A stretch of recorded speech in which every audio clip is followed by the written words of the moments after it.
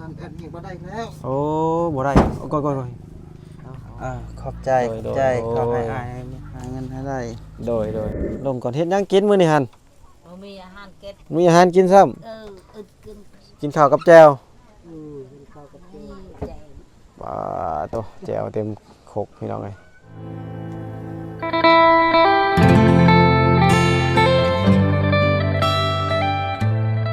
กับสวัสดีท่านผู้ชมเนาะยินดีต้อนรับเข้าสู่ช่องเบาทิศChannelคือเก่าเด้อท่านผู้ชมเด้อเนาะคลิปนี้ก็อีกคลิปหนึงมาทางเมืองน้องท่านผู้ชมเอ้ยขึ้นภาคขึ้นฝนอยู่มาเห็นหมู่บ้านแห่งหนึ่งพี่น้องเอ้ยจักหมู่บ้านยังเห็นเฮือนหลังนี้ต้นใดต้นนี้พี่น้องค้ำใส่ค้ำครัวอยู่เนาะเดี๋ยวสิเข้าไปสอบถามก่อนชีวิตการเป็นอยู่เขาเจ้าเป็นจังไดนี่บ่าวสาลีเพิ่นก็สบายดีโดยเฮาสิเดินทางไปดองแต่ว่าเห็นเฮือนหลังหนึ่งพี่น้องเอ้ยค้ำใส่ค้ำครัวอยู่แล้วสิเข้าไปสอบถามเพิ่นก่อนพี่น้องเอ้ยชีวิตการเป็นอยู่เขาเจ้าเนาะพี่น้องวิถีชีวิตทางเขตชนบทตามผู้ชมเอ้ยมาทางเมืองนองแห่งทุ่งหญ้าได้ตามผู้ชมเอ้ยเนาะเดี๋ยวรับชมนำกันพี่น้องเบาใจบนเขาก่อนแล้วมากับเบาใจเบาซาลี่มื้อนี้เนาะเบาก๊อปปี้โอโดพร้อมตัวเป็นจังไดอันนี้โอ้เฮือนคือค่ำใส่ค่ำครัวอยู่เฮือนกันเนาะตัวมียังพากับบ่มีอันนี้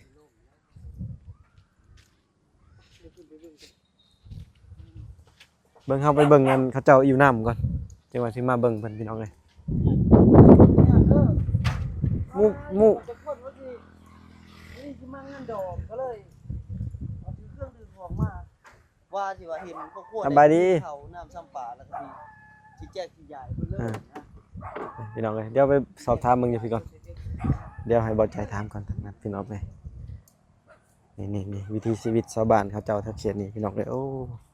มีก๊อกน้ำเนาะท่านผู้ชมตัวสบายดีหมู่บ้านยังอันนี้น่ะถามแน่บ้านนาลงไหมฮะบ้านนาลงไหมบ้านนาลงไหมโดยโอ้มาอาบน้ำบ่นี่โดยอาบน้ำแล้วน้ำมาพร้อมบ่นี่บ่ใส่เฮือนเจ้าลังได้บ่เฮือนไกลบ่ดอกบิดนี่มั้งอยู่พุ่นบ่โดยยาแล้วเฮามาแว่เนาะสิไปงานดองแล้วแว่เลยสิสอบถามมึงเลยเนาะหมู่บ้านยังเกาะนาลงใหม่จักหลังคาเฮือนบ่หมู่บ้านนี่จักแล้วบ่ได้นับโอ้สบายดีอาบน้ำบ่อาบน้ำตักน้ำบ่มีน้ำมันนั่นบ่มีน้ำบาดาลเนาะตักน้ำให้เขาคนพิการเนี่ยคนพิการบ่โอ้ยเฮือนเจ้ามีคนพิการพร้อมบ่โดยจักปีน่ะอายุจักปีน่ะ22ปีเป็นพิการป้าตัวผู้หญิงผู้ชายโดยเอาจึงว่าจะไปเบิ่งเฮือนเจ้าเนาะโดยเอารอเบิ่งก่อนพี่น้องเอ้ยหมู่บ้านเลยเนาะท่านผู้ชมเดี๋ยวมาเบิ่งทางนี้อีกท่านผู้ชมบ้านนี้มีไฟฟ้ายังครบอยู่ได้ท่านผู้ชมเอ้ยโอ้บางก็ปีเพิ่นถ่ายทำพี่น้องเพื่อนหลังนี้ใต้ต้นเลยพี่น้องเลยโอ้ยหนาวนี่แถวนี่หนาวเนาะหนาวเลยหาเมื่อทุกมื้อบ่มื้อนึงหาจักเทื่อมื้อนึงนี่หาเมื่อคนเมื่อไหนจักเทื่อคนชามคนที่คนมื้อนึงจักเที่ยวนะจักเที่ยวกลับไปกลับมานี่ชามมื้อละ 3-4 เทื่อคนนี่ไกลบ่อยู่นี่เฮือนเจ้าโอ้ป้าตัวเป็นไผไห้นั่นดังแท้ๆโอ้ยพี่น้องเอ้ยเดี๋ยวบ่สิเข้าไปสอบถามเฮือนหลังนี้กับหลังนั้นจังไว้เนาะพี่น้องเดี๋ยวจึงถามก็เพิ่นก่อนตามผู้ชมไปโอ้ไปเบิ่งน้ำเพิ่นก่อนน้ำใส่เพิ่นไปเบิ่งน้ำใส่เพิ่นก่อนพี่น้องเอ้ยอันนี้ไม้ยังอันนี้ฮะไม้ยางโบงบ่โลเท่าไรไม้ยางโบงน่ะโล500ขูดยางโบงเขาอย่าได้พื้นอย่าได้เงินซ้ และเขาเจ้าอันไปขายให้เวียดบ่ บ่ลาวตัดพุ่นอยู่บ้น เจ้าเขารับจ้างเจ้าน่ะโลละ500แม่นบ่ โอ้ย และเจ้าของเขาน่ะเขาไปขายโลเท่าไหร่บ่นี่ จักและน้ำลาย บ่ฮู้เนาะ รู้แหละ เออ หมดมือก็ได้ชาวพัน มันมือได้20,000กีบป๊าติโต20,000กีบก็ตกอยู่ประมาณ10บาท20บาทนี่แหละพี่น้องเอ้ย20ไปบาทเนาะ20 30บาทนี่แหละอ่ะเฮ้ยจับกล้องให้หน่อยเฮาสิล้างหน้ากันบัดนึงเดี๋ยวผมไปล้างหน้าล้างผมก่อนเอ้าเย็นอะลิทางนี้คือหนาวแท้เนาะฮะอ้าวหนาวอะลิทางนี้ทางเมืองพินน่ะบ่หนาวทางเมืองพินร้อนเลยคนตกแห้งบ่อยู่พี่คนตกแห้งบ่ บ่ ตกหน่อยเดียวทางนี้ก็มีอึ่งบ่ทางนี้ก็ บ่มี บ่มีประเภทสัตว์ป่านี่มีหยังแหน่แถวนี้ บ่มีหยัง บ่มีหยังเลยสร้างเลยมีบ่สร้างนี่ บ่มี ตะกี้นี่ร้ายเนาะสัตว์ป่าเป็นสร้างเป็นเสือนี่เนาะกวางอย่างนี้เนาะมันเจ้าไปหากินได้ไปหากินอยู่ใช่แถวหมู่บ้านนี่ เอ้ยหากินแห่งกระติกบ่มีจัก อ้าวบ่แบบชุมเจ้าหาอยู่หากินจังได้แถวหมู่บ้านนี่หาหยังกิน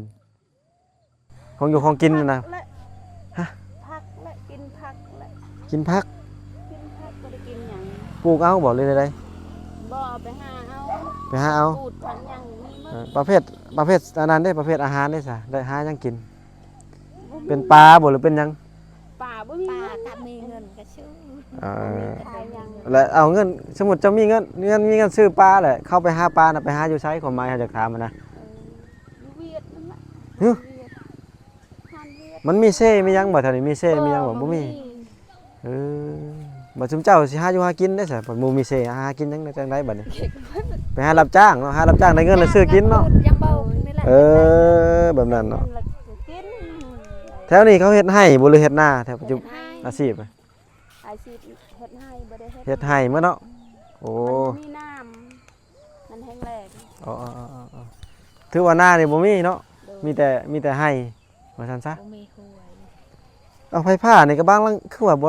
มีสายไฟฟ้าแต่บ่ได้มีไฟฟ้าลงเรือนบางคนเนาะมันแพงแมันบ่เอาลงนี่ แพงเลย10 ล้านไม่มีเงิน โอ้10ล้านกี่พี่น้องหมื่นกว่าบาทเลย10,000-20,000 บาทพี่น้อง ตะกี้เขาอยู่ตะกี้เขาลงให้ อืม เขาดังไฟฟ้านี่ อันนี้มันหมดอันโครงการแล้วเขาบ่ได้ลงให้เนาะ ตะกี้เขาขายไปบิ๊กเขาขายดิน ให้ดิน ดินแบบว่าดินชมรวมเลยล่ะ โอ้ จีนชื่อ จีนซื้อไปเฮ็ดหยังล่ะบัดนี้ไปปลูกไม้ ปลูก ไม่วิกโอ้โดยอันนี้หมู่บ้านนี่ก็ลืมไว้อันนี้ข่อยกะบ้านยังก็ นาลงไม้ บ้านละอาล่องไม้ เดิน นาลงไม้ นาลงไม้ หมู่บ้านนี่ก็กว้างเติมเนาะจักหลังคาเรือนเด้ บ่ฮู้แล้ว กว้างเติมกว้างแต่ว่ามันบ่ติดกันหั้นนะ มันบ่ติด ตะกี้นี่มาตั้งใหม่บ่หมู่บ้านนี่มาตั้งใหม่บ่หรือจังได ตั้งไม้ ตั้งใหม่เนาะตะกี้เนี่ยตั้งอยู่ไสแต่เข้าไปทางในพุ่นบ่ บิดตูม วิทย์อันนี้ไปนี่เนาะ บิดนี่แหละนาลงเก้าเห็น โอ้ นาลงเก้านี่นาลงไม้เขามาตั้ง เนี่ย ไม้ แต่อยู่พุ่นนั้นยังมีคนอยู่บ่บ่อนเก่านะ นาลงเก้านะ บ่มีบ่ ย้ายออกมาพี่หมดรัฐบาลอันรัฐภาครัฐให้เพิ่นให้ย้ายออกมาอยู่นอกเนาะมันสะดวกสบายว่าซั่นซะเนาะเพิ่นเจาะน้ำให้น้ำแม่นบ่นี่เจาะน้ำเด้เจาะน้ำให้นี่น้ำรวมนี่อืมเดี๋ยวจึงว่าจึงเมื่อให้เบิ่งเชื่อเบิ่งซ่านเด้อเดี๋ยวต่อไปก่อนตามผู้ชมเนาะสอบถามชีวิตคร่าวๆเบิ่งเนาะเขาเจ้าคือหาอยู่หากินก็ว่าง่ายๆว่าคันหาอาหารแหละบ่ค่อยมีแถวนี้เนาะเป็นประเภทนกหนูกับกระแตกระหอกนี่มีอยู่บ่แบบนั้นบ่มีหรอ บ่มีเอ้ย บ่มีเลยเนาะ ขนาดสื้อ ประเภทอาหารนี่ กินอาหารยังอีก มีแต่เลี้ยงเอาคันไก่ก็มีเนาะเลี้ยงไก่ค่ะกินนี่เนาะไก่หมูยังมีพี่น้องแบ่ก็มีบ่แบ่นี่เท่านี้ มีเลยนะ มี ไป มี แพะอะนะพี่น้อง ตายหมด แพะประเภทไก่แพะเขาเลี้ยงงัวควายเลี้ยงเท่านี้เนาะประเภทอาหารน่าจะเลี้ยงเอาเองพี่น้องไอ้คันว่าปลาก็ต้องไปซื้อมันบ่มีแหล่งน้ำหาเนาะ เดี๋ยวสิเบิ่งก่อนพี่น้องเอ้ยวิถีชีวิตตะเกียนนี่เด้มีสัตว์ป่าอยู่ทางพี่น้องเอ้ยมีสัตว์อยู่ทางนี้เนาะนี่ตัวไปเรือนหลังนั้นว้าตัวเซ่แห่งอะไรใส่บนได้จะว่าวันไกลแท้บ่ย่างไปนี่ บ่ได้ใกล้ ข้ามวิทย์บ่เฮือนหลังเขียวๆน่ะวิทย์ไปบ่วิทย์ไปอีก บ่นี่บิดเฮือนอันนี่คนอยู่ ใช่เฮือนเจ้าบนได้วะ อยู่ลุ่ม หลังนี่บ่ บ่ โอ้ยไกลซะบ่จักไปแล้วกันไกล บ่ใครดอก โอ้เฮาบ่กล้าไปเฮาย่านเขาแนมหลาย บ้านนั้นยังบ่ไกลดอกบิดเฮือนอันนี่เฮือนตัวใหญ่ โอ้ ๆเดี๋ยวอย่าไปเขาก็พาเพิ่นเจ้าบ่เยอะก็ยาแล้ว เดี๋ยวเฮาเบิ่งก่อนเด้อเบิ่งก่อนถ้าเบิ่งหมู่ก่อนโอเคผมเดี๋ยวสิไปเบิ่งเฮือนเพิ่นเอื้อยเพิ่นจักหน่อยเนาะจักเอื้อยจักน้องนะพี่น้องเอ้ย23เป็นน้องข่อยได้ก็เป็น30แล้วตอนนี้กำลังไปเบิ่งเฮือนเพิ่นพี่น้องเพิ่นว่ามีคนอิหยังก็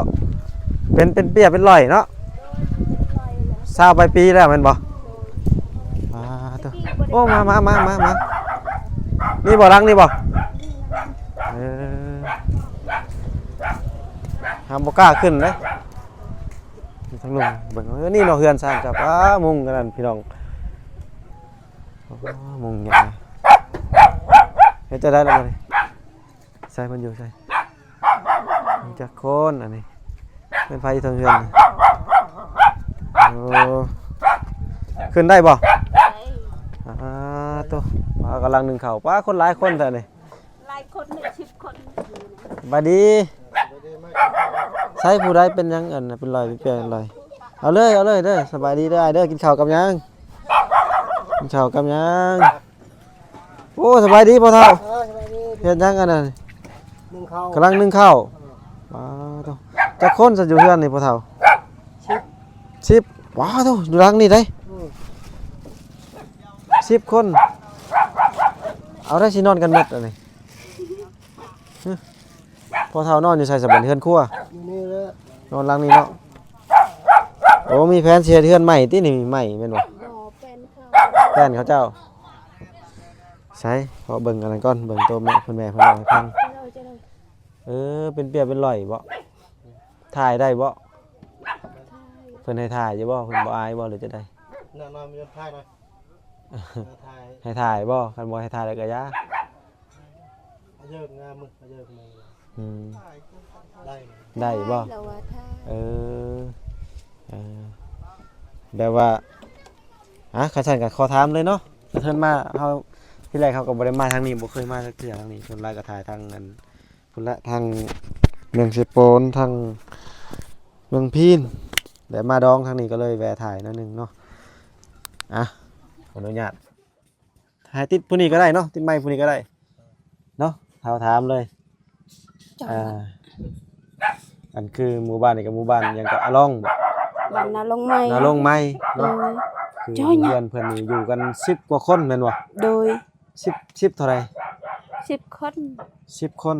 โดย โดยอันนั้นผู้นั้นน่ะเป็นน้องจ้ะบ่ น้องชายนี่ น้องชายเนาะอันผู้เป็น ข่อย เป็น เอ้ย เนาะ สะไผ จำเป็นเพื่อนสะใภ้เนาะ โดย จ้าขออนุญาตเด้อมาแวะมายังกินเราได้เอาตามสบายเรากินข้าวกับหยังนี่โอ้หนึ่งพักอันเป็นแต่เกิดบ่หรือจะได้ มันน่าก็เป็นประมาณเดือนหนึงแล้วมันเป็นรอย เป็นร้อย โดยตะกี้มันคือบามูเนี่ยมันซักซื่อ โอ้เป็นสักเป็นหยังเนาะถ้าก็เป็นนี่เนาะเป็นน่าจะปีถ้าก็เป็นนี่ ๆโอ้ย จักเดือน มันซักหลายปีแล้ว3 ปีแล้ว โอ้บ่แต่กี้นั่นเราบ่ได้เป็นหยังเราไปเฮ็ดเวียกปกติเนาะขออนุญาตเขาถามแต่เจ้าอันไปฉีดยายังบ่ยาขาพุยขาหยังนี่ บ่ แบบว่ายาขาหญ้าขาหยังนี่นะ บ่ได้ชิม เคยบ่ บ่เคยแต่จะลำเกิดเป็นคนนี่ออกจากโรงเรียนนี่เรียนแต่ป .5 นี่มันเกิดสลบเลยเฮาบ่ได้ฮู้เลยแต่ก่อนเกิดยังเด็กน้อยบ่ได้เป็นหยังพอเกิดเป็นใหญ่นี่แหละมันเกิดอาการบ่ดี อืม สลบนี่แต่ก่อนเนี่ยมีแต่ห้องให้แต่เดี๋ยวนี้แหละนี่ตีนนี่เอาขึ้นก็บ่ได้อีก โอ้ตีนเนี่ยขึ้นบ่ได้ แต่ว่าขานี่ขึ้นมานี่เต้งได้เนาะขานี่ขึ้นมาแบบ ในห่มในหัวในแค่เพียงเท่านี้บ่ได้เจ็บ เจ็บแต่ขาเจ็บบ่ขานี่ ในเพียงเท่านี้นะเจ็บคันนี้ข้างยาขึ้นอันนี้ขึ้นเพียงเท่านี้คันอันนี้บ่ได้แล้ว โอ้บ่ได้ก้อยๆอ๋อบ่ได้เลยพี่น้องเอ้ย ไอ้ต้นแล้วเนาะ บ่ได้เป็นหยัง บ่ง่ายๆว่าบ่ได้เป็นอิหยังเนาะเอาไม้ไปให้เราดูเอาไม้ไปหนีบให้เราเลยไม้หนีบใส่อันนั้นเนาะแต่อีต้นเราเลยพี่น้องเอ้ยเบิ่งสิไปถ่ายไกลๆไปถามพวกเราเด้ออนุญาตเด้อ โดย ขอเบิ่งก่อนบางทีมาถ่ายบางทีมีคนเพิ่นอยากช่วยเหลือเจ้าเนาะคือจะเว้าเลยตะกี้หันบ่ได้เป็นเนาะเขาเฮียนปกติเจ้าก็เฮียนจบข้างแน่เนาะ บ่ได้จบยังแต่ปจบมันปห้าเฮียน จบแต่ป อืม .5 โอ้ แต่ก่อนบ่ได้เจ็บบ่ได้เกิดอิหยังเลยแต่ก่อนยังสลบออกจากโรงเรียนจากปห้านั่นแหละ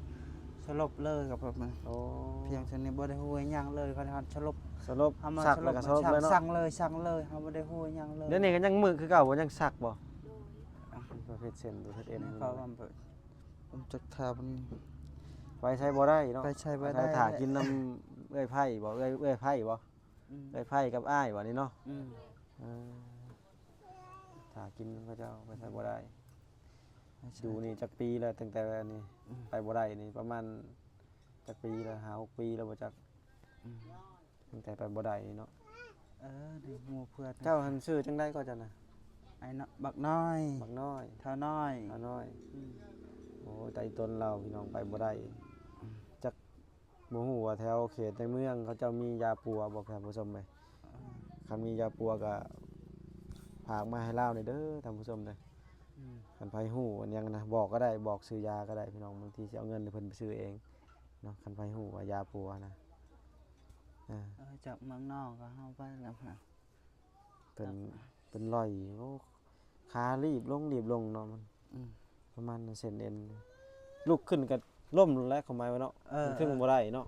ขึ้นบ่ได้แล้วไปใช้ก็เพียงไปทางนี้เลย เออ คันลม แข่งขามีก็ไปบ่ได้พี่น้องเอ้ย เขาจะห้องหมอแล้วมาปวด ยันว่าไปฉีดยาจังบ่แม่นเนาะ อืม คันไปฉีดยาฆ่าหญ้ายังหันเป็นเด้เป็นคือกันเด้ บ่เราบ่เคยฉีด บ่เคยฉีดเนาะ เริ่มเกิดเป็นขวดไม่ได้ไปใช้เลยไป บ่ได้เคยไปกวดบ่ บ่ได้เคยไปกลัว บ่เคยไปกวดเนาะ บ่เคยไป ย้อนว่าบ่มีเงินมีค้ำว่าซั่นซะ ย้อนทุกข์ย้อนนึง ย้อนทุกข์ย้อนยาก อืม โดยป้ามื้อนี้เนาะเรื่องเพิ่นโอ้พี่น้องเอ้ยอันนี้คือฮีดทองเพิ่นฝนตกนี่ก็หัวเลยนี่มันเป็นอันนั้นหญ้าบ่ได้ ป้าตัวเปียกเบิดแล้วอันนี้ครับฝนตกนี่ เออ เปียกข้างแน่แล้วล่ะครับฝนตกนี่เนาะ โดยเปียกหมดเลย เพียงแล้วเบิกลอง ไผ่ผ้าบ่หรือไผ่ยังอันนี้ถอกได้นี่ ไผ่ผ้า ไผ่ผ้าดอกเดียวนี่น่ะบ่เดือนนี่ ดอกเดียว เอ้าฝุ่นมาแล้วแม่จะบอกนี่ เออบ ายดีโดยเฮ็ดจังได้เนาะ อืม เจ็บเป็นคนก็จบเจืออยู่ได้พี่น้องแต่ว่าเพิ่นลุกบ่ได้ก็ซั่นก็จบลุกได้ก็ไปหาเงินหาค่ำได้เลี้ยงพ่อเลี้ยงแม่เลี้ยงอันนั้นเนาะเลี้ยงชีพ แต่ก่อน เอาเงิน บ่ได้ ซื้อ เกิ ข้าว ด ซื้อ แบ น้ำ บนี้เกิดมาเริ่มเกิดเป็นใหญ่นี่ บ่ เล ได้ ยนี่ เป็นเปียกเป็นรอย เนี่ย พี่ อ น้อ อง กจากออกเรียนในเทกปห้าในแรกก็เกิดกันเหมือนเขาชายเลย เออ ไปใช้มันจักมา เดี๋ยวเฮาสิเอาเงินไว้ให้ซะเอาเงินให้ไว้ให้เด้อก็สิบ่หลายปานใดดอกเพราะว่าบ่ได้ตั้งใจมาแน่เนาะสิเบิ่งเอาคันว่ามีผู้ใหญ่ใจบุญเพิ่นเห็นเพิ่นอยากช่วยก็สิเอามาให้น้ำหลังอีกเด้อ เอา ขอบใจ โดย ขอให้ โดย หาเงินให้ได้ โดยคันว่ามีผู้ใหญ่ใจบุญเพิ่นเห็นเพิ่นอยากช่วยเจ้าก็สิเอามาให้เพิ่นเจ้าเนาะบางทีมีแพทย์มีหมอเพิ่นปัวดีก็มีหันนะส่วนหลายคันในแบบนี้น่ะเพิ่นไปพังเข็มเนาะแพทย์ แพทย์พื้นเมืองว่าซั่นซะพังเข็มพังหยังน่ะคนจีนคนเวียดบางทีเขาเป็นเด้พังเข็มน่ะอยู่ประเทศเขาน่ะแต่ค่าพังเข็มน่ะบ่ฮู้คือกันพังเข็มแล้วเพิ่นวางยาให้พร้อมบางทีน่ะเนาะบางเป็นเส้นประสาทหยังประมาณนี้จักอย่างมันตายหรือมันเป็นจังไดบ่ฮู้คือกันเนาะแข้งขาลุกบ่ได้หมดท้องเนาะดูว่าขาหนึงก็บ่ได้บ่ กระชองเลยนี่ หมดท้องเลยเนาะ มันชองเลยมือเพียงเท่านี้และมือนี่แหละ มือก็เป็นบ่ มือก็เป็นนั่นแหละ จังคือกันมือก็ มือก็แบบนี้แบบ โอ้ เพียงตัวนี้เจ็บตัวนี้ในเคยตีนในเคยตึกเพียงตัวนี้มั้งครับ โอ้ ไปงานเอาลุกขึ้นบ่ได้เลยคันลุกขึ้นมันลมลุกเบิ่งด้วย เพียงนี้ว่าได้แล้วหายอมแล้ว ได้ซ้ำนี้เลยเนาะ ได้ซ้ำนี้แล้ว เอายาแล้วพี่น้องเอ้ยอย่าลำบากแล้วบัดไปขี่ไปเหี่ยวเลยเฮ็ดจังได๋ขออนุญาต ตะกี้เจ๊ หามเอาลงเฮือนก็บ่ได้เนาะบัดบวชกลางคืนได้ซะบัดเข้าไปเฮ็ดเวียกบ่ได้เฮ็ดได้ บ่มีเลยต่างๆน้องหรือแม่อยู่เลย โอ้